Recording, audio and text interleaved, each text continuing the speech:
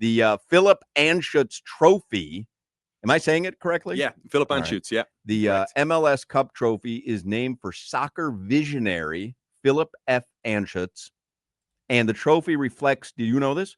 The traditions of the game while providing a dynamic and forward-looking design. Wow. Were you aware of that? How beautifully said. Since 1996, the MLS Cup Championship Trophy has been presented as a symbol of the highest achievement in North America's top-flight professional soccer league. I'm guessing that's the MLS. Am I correct there? You're correct. I believe so. All right, just wanted to make sure. All right, so we're Loving looking. Your attire today. We're looking. Yeah. So you impressed with his Galaxy jersey? Yeah, I brought out the OG Galaxy jersey. They were the last team to hoist the trophy. True. Yeah. Those are your reasons. You're in Miami, right? I'm in Miami. Vancouver are the visitors, and you're wearing a Galaxy jersey. I thought it was a questionable choice at best because Yeah. he's a big Inter Miami fan, and he's Uruguayan. He loves Luis Suarez. He's protesting because Suarez has been on the bench. I'm not thrilled about that, but I understand. I think he was kind of for the punishments. Kevin Egan is with us. So he's leading Apple TV's pregame, halftime, and postgame coverage of MLS Cup on Saturday. It's free to watch through Apple TV or the app or online at tv.apple.com.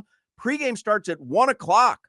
Hey, you got a long day ahead of you on Saturday. Long day. Great day, though. Great day. Like, this is, I think, widely regarded, guys, as the greatest MLS Cup Final matchup of all time. Like, the greatest of all time. Because of Leo Messi. Because of Lionel Messi, but also the stories. Like, Jordi Alba, Sergio Busquets, it's their final game. Right. This is it for them.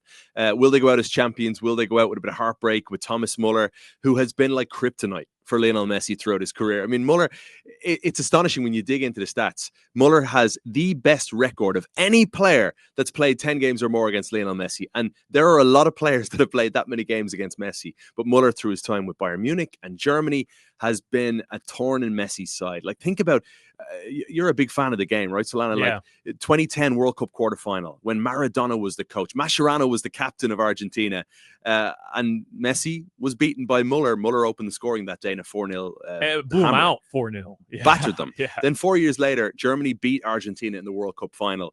Then, Barcelona suffered their greatest ever, their biggest European defeat, 8-2 in 2020. And it wasn't just Messi. It was Suarez, it was Busquets, it was Alba, all on the pitch. It was Thomas Müller that opened the scoring that day. Thomas Müller scored a brace in the first half that day. So Müller has always had the edge over Messi. And he said on Apple TV recently that he's going to come hunting Messi yet again. So it's a beautiful, like, we're in the storytelling business, and this is one of those subplots that's just class. I'm glad you bring it up because I know Müller was trying to downplay it a little bit. And I know he's gone there, though. Right. He's been dealing with a little bit of injury, too. So maybe he didn't want to, like, lift those expectations of he has to perform.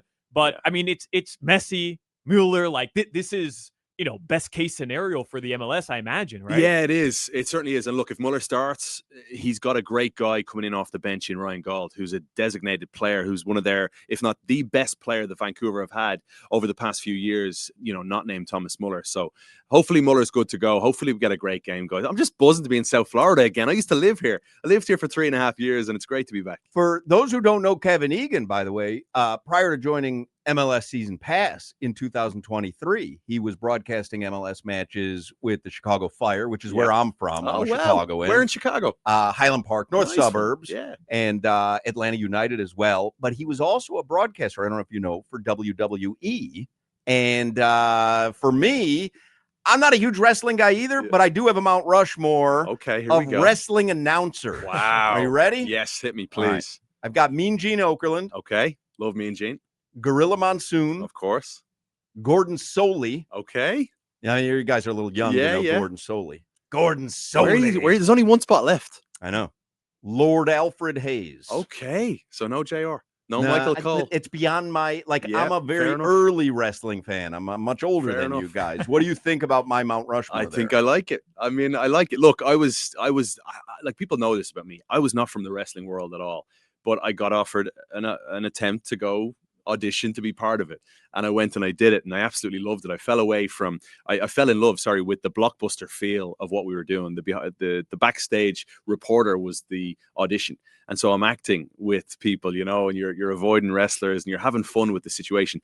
And then I got promoted to commentator, which is a completely different beast. It's a completely different job in a way because you're ringside, and I loved it. It was 3 years, but man, it was not. Who's your favorite wrestling announcer of all time? Solana. I'm staring at him. Yeah. Right now. It was Kevin Egan and Craig Minervini. Said no one ever, Solana. It was Kevin Egan and Craig Minervini.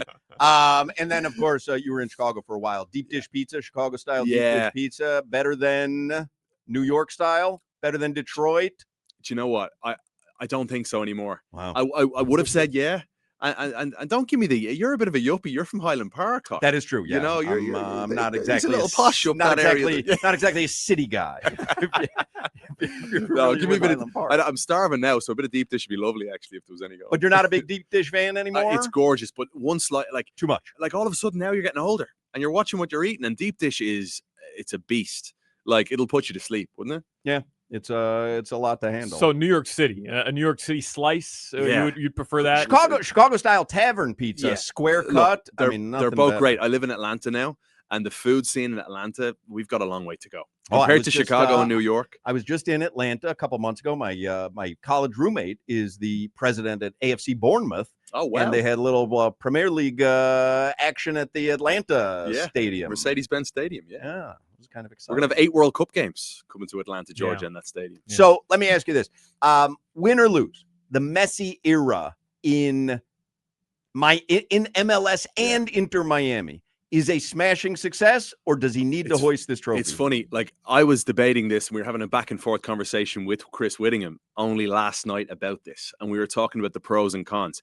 There's no doubt about it. Commercially, Messi's effect has been absolutely insanely successful. It's the most popular jersey and the most sold jersey in the world in any sport is the Messi pink Miami jersey. Think about that for a second. A Major League Soccer jersey is the most popular on the planet, but he hasn't won it here yet. He hasn't won MLS Cup. And if he gets over the line here, I hope that it piques the interest of more casual sports fans in this country and more fans of the beautiful game around the world that can see this. Certainly at a time, like my parents are in Dublin, Ireland. Our pregame show will be at like 6:30 on a Saturday for them.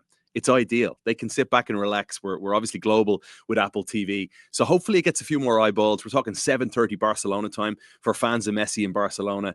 And I just hope this is one of those occasions where people say, Major League Soccer, wow, it's actually come a long way, because it has. I started broadcasting the league in 2012. And it's remarkable the steps the league has taken since then. That's why I'm fascinated with this entire storyline of Messi hoisting the cup, because a lot of people internationally, or you mentioned Barcelona, they saw Messi going to MLS and they're like, oh, he's going to run away with that league. That league doesn't stack up against the best leagues in the world. And I think, to a certain extent, it is true, but you're right. I mean, you're talking about Messi, Müller in the final, and the way Son has come on, and just like the names. Salah heavily linked now too. Correct. Yeah, I'm looking forward to that.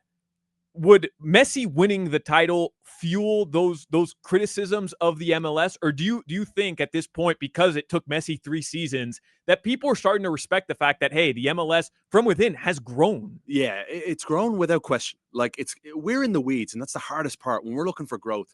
Any of us as sports fans, and maybe it's your local team, and you're like, why haven't we gotten better? But maybe you have gradually, and you just haven't noticed because you're in those weeds.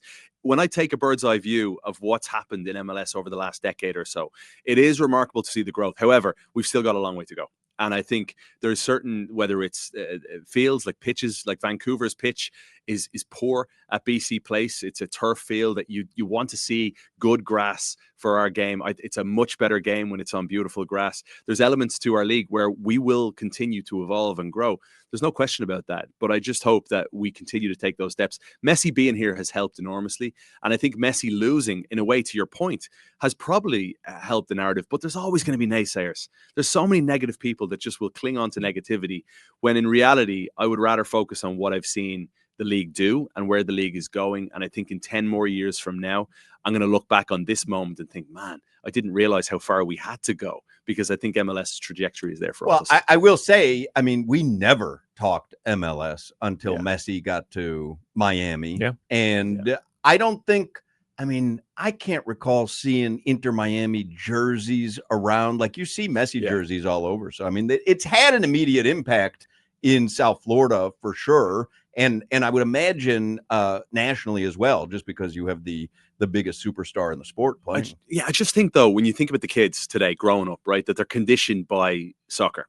And it's global in every sense now. When you want to watch the Premier League, you're on NBC. You want to watch the Bundesliga, ESPN. There's all these leagues are now available. So MLS isn't just competing against sports here in the United States and in North America. It's competing against every other league in the world that's now available on streaming apps and on TV here in America too. So much competition. But I think kids today are growing up playing soccer an awful lot more than they used to. And I think the parents, maybe I'm 40 and I have 2 really young kids that are mad into it, that absolutely love it today. My wife was telling me about this book that James brought home from the library at school about Messi and Ronaldo, and he wants to know more about it. And I'm thinking, I don't know if that was the case for the generation above me here in America. I'm not sure it was. Yeah, I have a 21-year-old son, and it was not. It was not the case at all. But he is into Inter Miami a little bit because of Leo Messi. Does Whittingham, when he's having a conversation with you, break into his British accent? It's unbelievable, isn't it? Right? The fancy lad. Yeah, it's the fancy incredible. lad. Yeah. Yeah. He has to use these fancy words, like just let it go, Whitty. Just be one of the Because lads. I am fighting every fiber in my body to start breaking out my Irish accent. Please do. Please do it. No, I promise regret it. Alana. You'll Yeah, I regret promise it. Alana. No, go on. Give us one example. Well, please. let me just ask you: have you ever had the Shamrock Shake at McDonald's? Absolutely not. Yeah. Oh, you haven't. Shame on you, Huck. Interesting. Huck, you Because drinking green beer now? What are you doing? I thought that was like the national drink of Would you Ireland. stop it, Huck? No, the Shamrock A Shake tea is to not. top of the morning to you. Do you want a few Lucky Charms? You while we're have on, to Huck? eat Lucky Charms. Oh, then. shock! Will you shut up and listen to yourself? can't believe this. This is a shocking turn of events. All right. Please don't tell me you pollute your Guinness. I Please mean, just tell me when you have a pint of Guinness, you leave it as is. I could never drink a Guinness if Can't split the G? not only I could probably split the G because I'm very talented I that way. don't know if you can. But I can't drink one. That's like petroleum to me. I need the wimpiest American beer. By the way, 5 o'clock hour is the Funky Buddha happy hour. And thank you to our friends at Funky Buddha Brewery. But that Guinness, like, do you drink it room temperature the way they... we like it ice cold. Oh, you do? That's a myth. But isn't it very thick? It's like No, it is petroleum. less I have a calories sip than- of that. It is less I don't calories than even- your wimpy light beers. Nah, but there's know? you can't drink a Guinness. Oh, I split the G. Stop it. Every time. But I'm not talking about splitting the G. I'm talking about drinking the full Guinness. I'll throw down Guinnesses all day. How many pints can you knock down, Egan? I don't know. Oh, you know. Yeah. Who knows? The point is later in Yeah. the night, I might not have been able to count. Yeah. I could. We were in London, my wife and I, for the first time in February, and I could not believe how many beers people drink throughout a day, or just at In Ireland? lunchtime. In London, but I'm imagining it's very the same, very similar. I don't think. I honestly, my Irish friends here in America would think. I think people drink more here than they do in Ireland. Really? Yes, without question. Without question. I have a tough My time neighbors believing will bring that. their kids for a walk, and next thing they'll have a casual margarita in their hand. Oh, they're just trying to in impress the you. afternoon. They're on a trying to Saturday. impress the No, Irish. they're not. They're trying to impress the in Irish. Ireland, people would never do that. It's also not in Ireland about. It's never about getting drunk. It's about being social. And there's never TVs on in the pubs. When you go in casually, you'll very rarely see TVs on. It's much more about, as we say, CRAIC, the crack.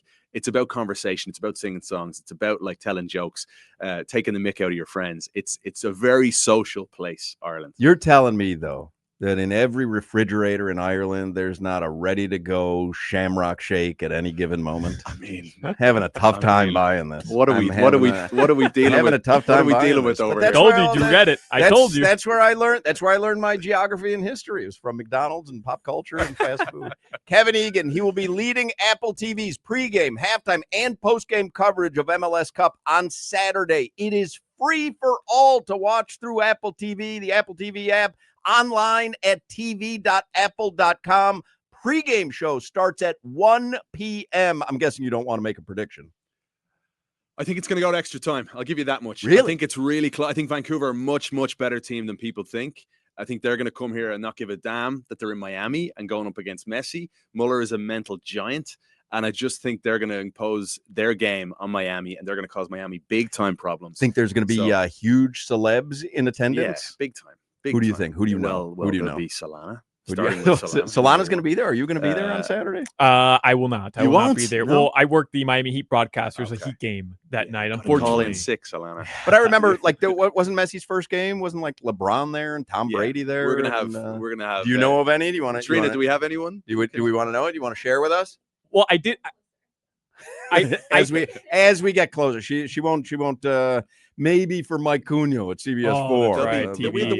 world's number one tennis player was there the last day. Carlos Alcaraz was. At That's the what game. I want. I wanted to try to get some sort of breaking news here because Carlito Alcaraz brought out the trophy, and I was wondering with the trophy. What are you doing there? Carlitos Alcaraz. Yeah, what are you doing? Everybody calls him Carlitos. I'm sure Kevin does as well. I call him Carlos. Yeah. I've never heard that in my life.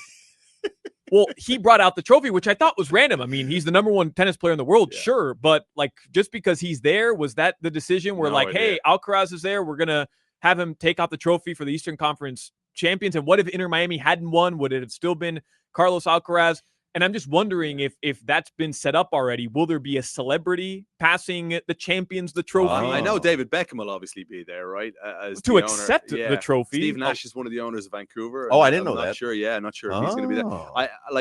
I think we're going to see a host of celebrities. We've seen many from Serena Williams to, all sorts of great Hollywood actors. And that's one of the fun aspects of MLS right now, the ownership group. When you think about some of the owners that we have, from Matthew McConaughey in Austin to Magic Johnson out in LA to David Beckham in Miami, it's the who's who, really, of actors and sports stars that are owning in the league right now. Oh, what a delight. Kevin Egan. And Cheers, the trophy, guys. we got to see the trophy up close and personal. Yeah. I mean, that's kind of cool. And maybe Inter Miami and Leo Messi will be hoisting it on Saturday. We will find out. Chase Stadium is where all the action will take place. I'm loving the comments, by the way. What when you're in Atlanta, you ever eat at the Varsity?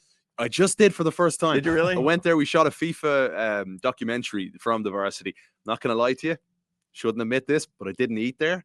We shot it, and I kept going because it didn't look too tasty. Well, Crowder, so I've always wanted to go to the Varsity, and I've only been to Atlanta a few times, and I didn't get to go last time. But Crowder grew up in Atlanta, and he's telling me, like, don't go there. It's disgusting. It's greasy and whatever. There since 1928. I know. I kind of want to experience. Well, we should go together. My wife was telling me the dinner was ready. I was on the way home. I text Whitty and see what he's doing, and we'll get together. Whitty, the fancy lad, is not going to eat at the Varsity. That's true. He will not eat at the Varsity. This guy has a butler. Yeah. Or he could be a butler. All right, Kevin Egan. Thank you for making time for us. Appreciate it. There you go. That's the MLS Trophy, and the Cup. The championship is Saturday. I believe it's a 2:30 start. Yeah. What do they call that? A kickoff? Kickoff. Well, how about that? I'm sure. learning my soccer lingo.